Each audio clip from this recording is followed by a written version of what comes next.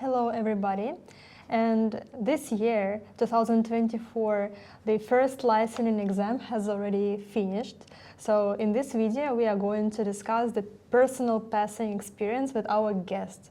So first of all, could you please introduce yourself and your background, the goal, why you wanted to receive the medical license in Japan particularly? Yes, I'm Fumiya Todo, research student in this Juntendo program. Actually, it's a quite long story why I decided to take my medical license in abroad and then come back to Japan. But long story in short, due to my father's work, I'm half Taiwanese, half Japanese. So I born in Taiwan, and we moved to Hamburg in Germany, and then moved to Singapore, Changzhou in China, and Shanghai. So for me to study abroad, study medicine in abroad, it's not something big thing. So after I graduated my high school, I decided to go to Semmelweis University in Budapest in Hungary. And then after the graduation, of course, I had the choice to stay in Europe since, I got the license in Europe. However, my family is still in Japan, and then as a Japanese, I feel like it's such a pity if I don't get the Japanese license here and I can't work as a doctor in my own country.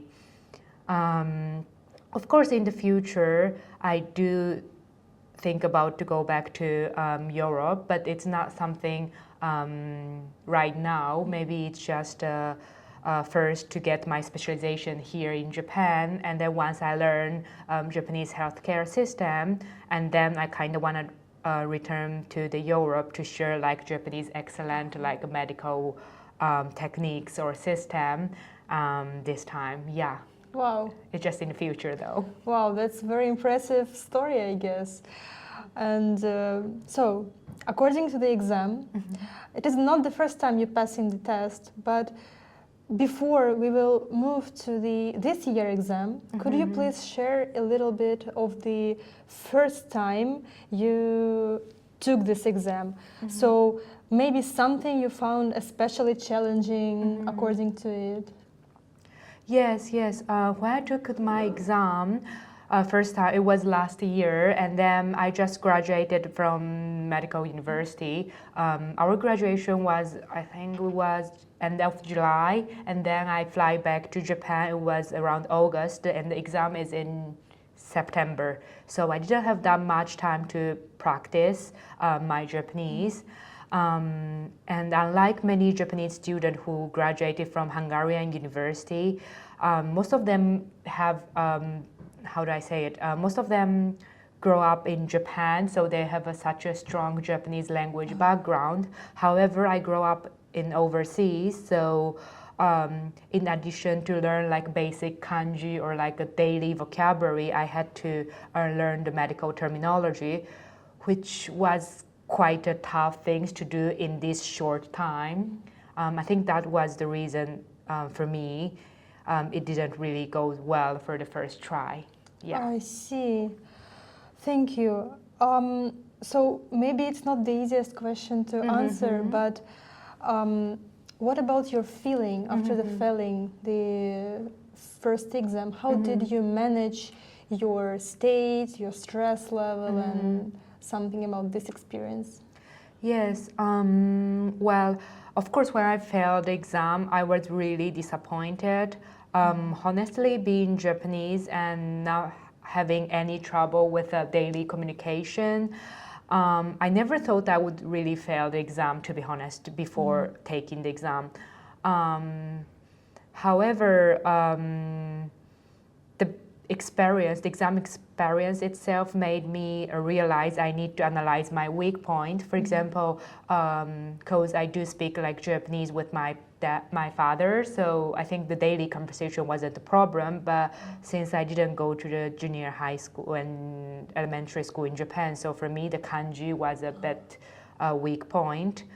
Also, there were quite similar vocabulary in the dermatology and the neurology, so I always get confused with them, so I refresh these terminology. Also, I had to manage my time a bit better because for me, it takes quite long time to write a case report, I'm sorry, not case report, medical history. And then in the real exam, it's 5 minutes to write. So I try to, when I practice with my friend, I try to shorten the time, maybe around 4-ish minutes. So in the real exam, I would feel the time is longer. Yeah. That's actually a very good approach, I guess. So maybe you have any other like strategy or tactics you changed this year compared to previous one? Something more like specific? Yes, of course I improved my vocabulary as I mentioned before and medical terminology. However, I think the most helpful thing is practicing with my friends from like Juntendo's program because all of us need to take this exam, so we make a like studying group and then we practiced kanji together, or we also make the mock exam. So I always get so nervous during the exam. So during the mock exam, we set the environment exactly the same as the real exam classroom.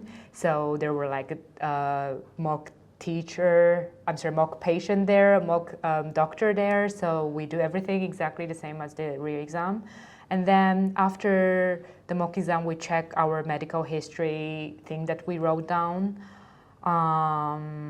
Yeah, that was really helpful for me to manage the stress level during the exam, let's say. In addition, to attend the outpatient was really good because, of course, during the medical school, I did see the real doctor how to make an interview to the patient, but it was in Hungary, and in Japan, Hungary has a bit different medical system, and of course used a different way to ask the patient question. So to see how the real Japanese doctor talked to the patient and taking the medical history was really helpful. Yeah, I think that's it. Yeah. Good, thank you. And according to the time and stress level this year, maybe you changed something in your lifestyle this year compared to previous one? Yeah, since this year I have full year to prepare for the exam, so I try not to like overwork myself. Of course, to plan my schedule and then to sit in the library and study is very important. But I also try to value time spent with my friends, family, and even do some exercise. Since this Japanese language exam is based on like language communication, so I feel like not only like study in the library is important, but like use the real Japanese like a language to communicate with friends, and then get used to the language is also very important. Yeah. Yeah, definitely.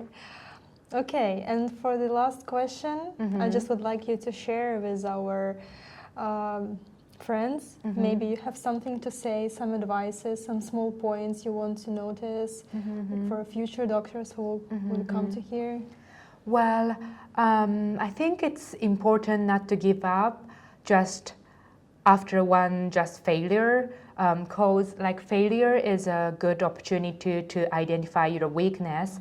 For my case, I realized like, okay, yes, maybe for the daily communication, I don't have that much big problem, but to write down the kanji or like to memorize the medical terminology is a bit hard for me, so I focused on this one this year.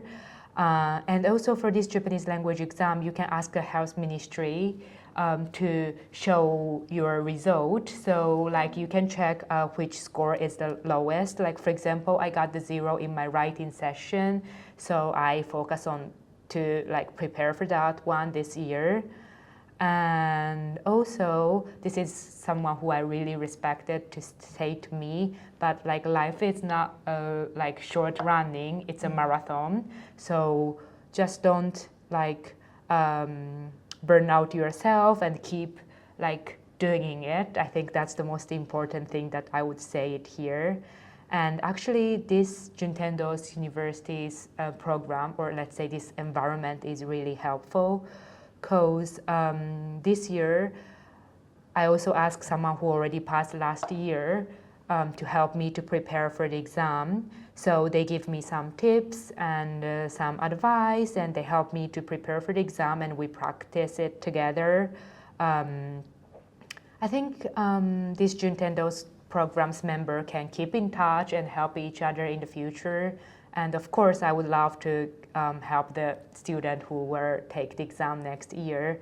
And I think that's the most valuable stuff that people join the Juntendo program. Perfect. That's such a wonderful words. Thank you very much for your time today. And you guys, see you in the next video. Bye-bye.